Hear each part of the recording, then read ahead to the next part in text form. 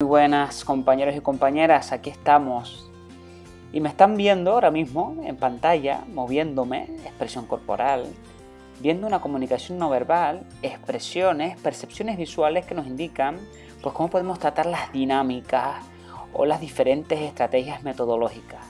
¿Qué les estaré contando para que sean capaces de a través de pequeños vídeos pues remitir un mensaje futuro a vuestro actual alumnado o a vuestro futuro alumnado?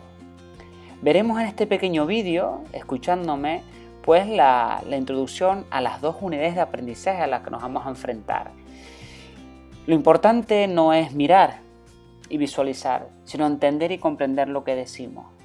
Sí, ahí estoy, hablando, pero escuchemos el mensaje, dándoles la bienvenida a la continuidad, después de estar realizando en estos momentos vuestras propias imparticiones. Y aquí les dejo pues con lo que les tengo que contar. Quiero en primer lugar enseñarles la siguiente imagen. Veamos cómo tratamos que para hablar de la dinamización hay que entender por un lado lo que implica el concepto de grupo. Obviamente una persona sola no hace un grupo. Un grupo implica más de dos personas que conjuntamente configuran un colectivo. Un colectivo en el que podremos atender a diferentes comportamientos, diferentes conductas, diferentes intereses, expectativas, en base a la motivación que cada uno pretende. Dicho esto, si atendemos a que un grupo obedece a una serie de características, para que ese grupo funcione, el docente, la docente, tendrá que poner en práctica el agrupamiento. Yo no puedo pensar que un grupo sale de la nada. Yo no puedo decir que un grupo nace de una reunión de un aula de 15 personas. Yo no puedo decir que el formador, aunque no trabaje, ellos se van a acabar reuniendo. No, es preciso agruparlo. Y ese es el éxito, la clave del éxito de un formador o una formadora, que al menos en un plazo de media de 2 semanas sea capaz de agrupar las diferentes características, los diferentes perfiles, las diferentes situaciones del alumnado en un solo grupo, en un colectivo. Hay personas que puedan pensar que estamos hablando de manipulación, estamos hablando de saber de que no se nos escape nada, y prácticamente no de manipulación, pero sí de control, controlar todo lo que sucede en la clase, porque es como en un barco. Si no queremos que gobierne otro como el Titanic, que hizo que se hundió, pues el capitán del Titanic del aula es el formador y la formadora, y si yo no controlo lo que sucede en el aula, pues no sucede lo que yo quiero.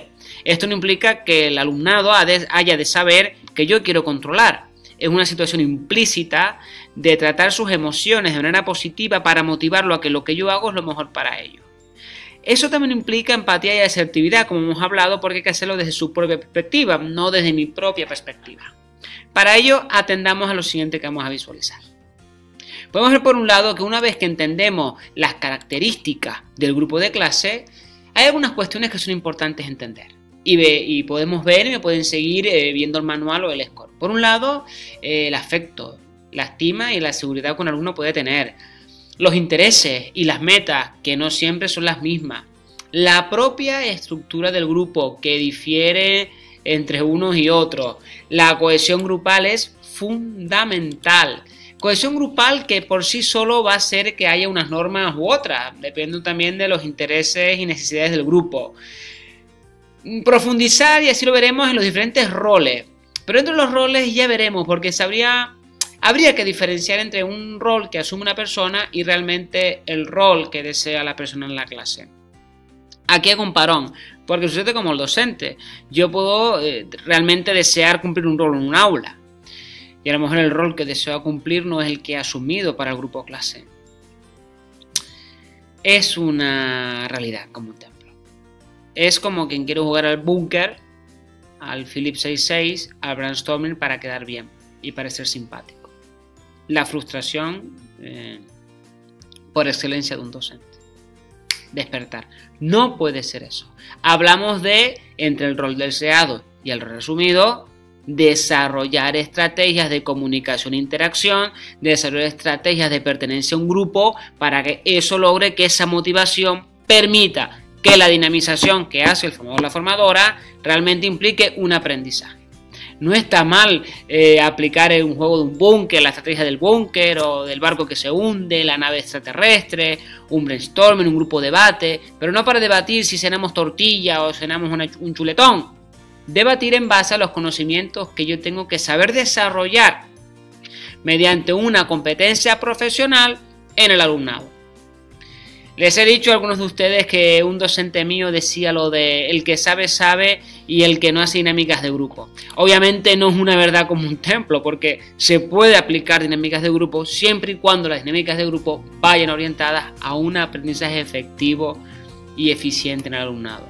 Yo puedo decir que si empleo dinámicas el alumnado aprende más, depende.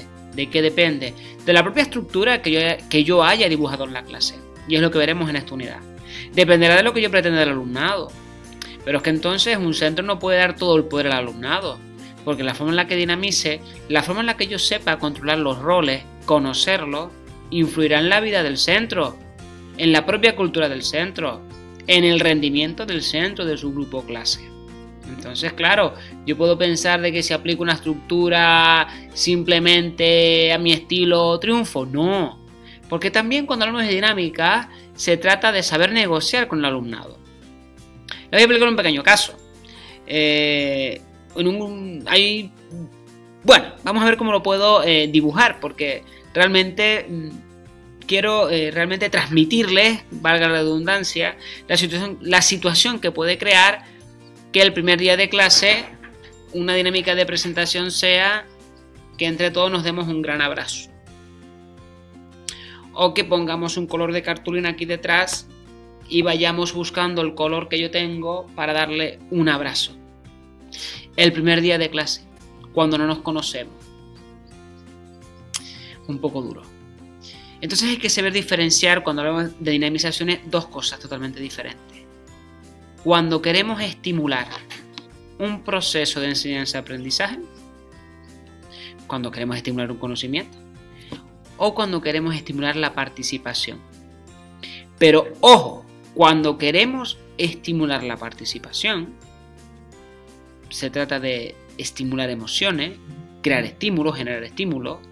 Hablamos de perfilar ese periodo homeostático de equilibrio en el alumnado durante los 3-4 meses que nos va a ver.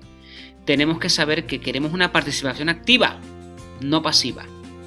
Y un abrazo el primer día de clase puede generar rechazo. Obviamente, a lo mejor es una táctica muy buena para un certificado de mediación comunitaria, supongamos, o cuando estamos preparándonos para trabajar con personas con vulnerabilidad, que el primer día nos pueden insultar y nos pueden decir de todo. Entonces quiero ver la reacción del alumnado, de mi participante, si el primer día el abrazo me mira mal. Uy, y este es mediador. Pero aún así, hablar de dinamización implica controlar. Al igual que en la impartición, y lo pudimos ver con el ámbito psicopedagógico, es muy importante la seguridad científica. Cuando hablamos de dinamización, no se queda atrás. Porque hablar de una dinamización habla de manejar técnicas, controlar técnicas, desarrollar técnicas de dinamización grupal que de alguna manera fomenten la cohesión grupal, la cohesión colectiva y fomente el grado de adquisición y desarrollo de la competencia profesional.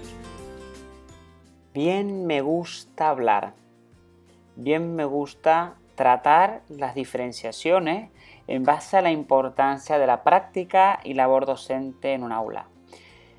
Chicos y chicas, esto implica algo muy importante y las dinámicas, los roles, el conocernos, la sensibilidad, la necesidad de adaptabilidad al grupo clase nos lleva a entender la importancia de manejar las diferentes estrategias metodológicas, las diferentes formas, las diferentes acciones para saber que el alumnado en formación ocupacional busca, a raíz de motivaciones intrínsecas y extrínsecas, la mejor manera de formarse a nivel competencial.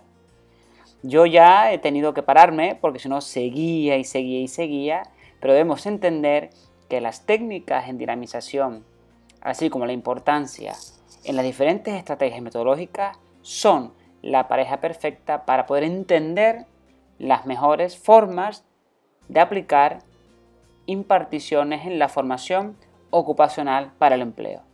Un abrazo fuerte y nos vemos pronto.